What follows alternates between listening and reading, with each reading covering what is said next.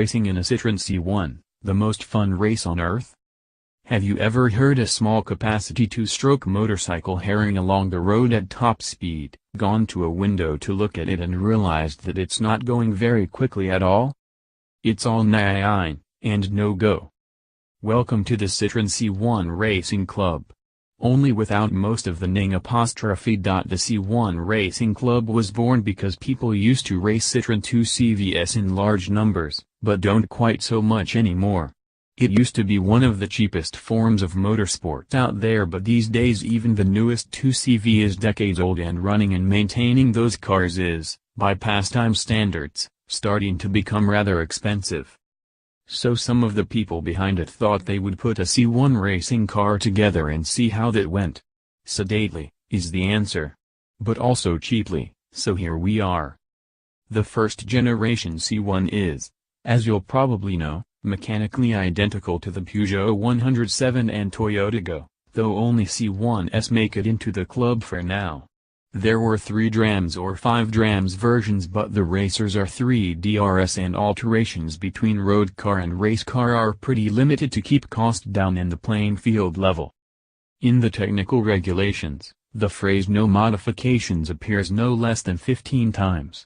Every car has its interior stripped and safety equipment added. The dashboard has to remain in place, with a working radio, to prove the wiring loom is standard, and the handbrake is still there, because every car must have an MO. The engine, gearbox, exhaust, glass and even the window winders, manual or electric, have to stay as was. The minimum weight limit, including driver, is 910 kilograms. Most cars carry ballast to bring them up to the limit. Power is, drum roll, a heady 68 bhp, delivered to the front wheels through a 5-speed manual gearbox whose 5th gear I suspect you'd never see on a racetrack. You can't change a thing on the transmission, either. There are, though, a couple of changes to the suspension. You can shim the rear to adjust the toe angle, dead straight is best, clubbers find, fit strut braces if you like, and mount club-supplied lower front suspension arms, to adjust camber and keep more rubber on the road. That rubber, mind, is the niiinnng AS1, because the club tried a few different tires and decided that these ones delivered the best balance. And, crucially, not very much grip. They're also quite cheap. Does all this sound silly to you? Same here, but it has obviously struck a chord. The club's first races were this year, but already there are more than 80 cars complete or in build. And I think that's because, all in, you could be looking at having a car built, race-ready, for around £3,000. It's so popular that the club recently announced it would hold a 24-hour race at Rockingham in May. Within a week, it was so oversubscribed that it had to announce it was holding another one in August. There's also another 24-hour race, at Spa-Francorchamps, where no fewer than 108 cars raced, half of them 2CVs, or curious derivatives thereof, and the other half C1s. Remarkably, they all fitted on the same circuit.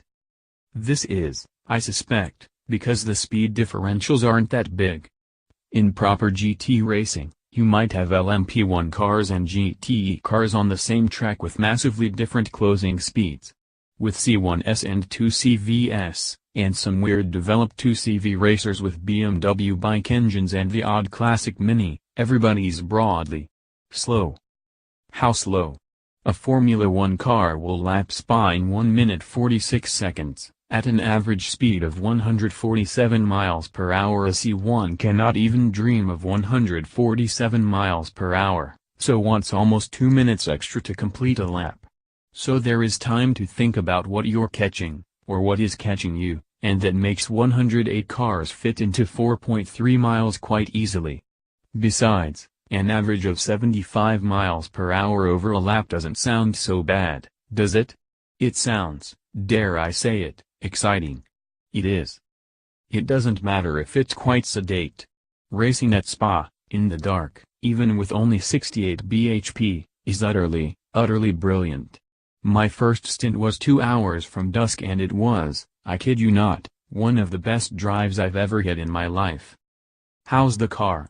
Not fast, by proper racing car standards, but turning into a rouge, in the dark, in the rain, at 4 a.m., with wipers smearing 12 hours of grit and grime and oil and filth across the windscreen, at 90 miles per hour, only a few inches from another car, felt quite senior to me. The suspension changes make the C1 really adjustable too. It's not exactly sharp on turn-in, but it hangs on gamely and the rear is only a lift of throttle from becoming quite active. The steering is light and uncommunicative, but the brakes, light pedal aside, are phenomenal, the gearshift easy and the engine revvy. It's amazing fun. There are places, even at Spa, even in the dry, where you have to take a small breath before turning in flat. And there are places, quite a few of them, where your right foot feels like you're trying to trap a lost expenses receipt to the floor in a high wind. Anyway, I shan't bore you with full details of how my teammates and I fared, except to say that I didn't break the car and we finished mid-order. It was the friendliest racing grid I have ever been a part of, and we all had an absolute ball. How much of a ball? Put it this way, I don't always enjoy racing, but should you happen upon a Citroen C1 race, my intention is that you'll find me in it. How to make a race-ready C1. On top of a donor car, there are 12 things you need to fit to a C1 to send it racing, mostly to meet MSA regulations. They range from 7 pounds bonnet straps and a 5 pounds fog light bulb, to 650 pounds for a roll cage. The club-supplied suspension and guard kit costs 620 pounds and new springs, which lower the car by 35 millimeters,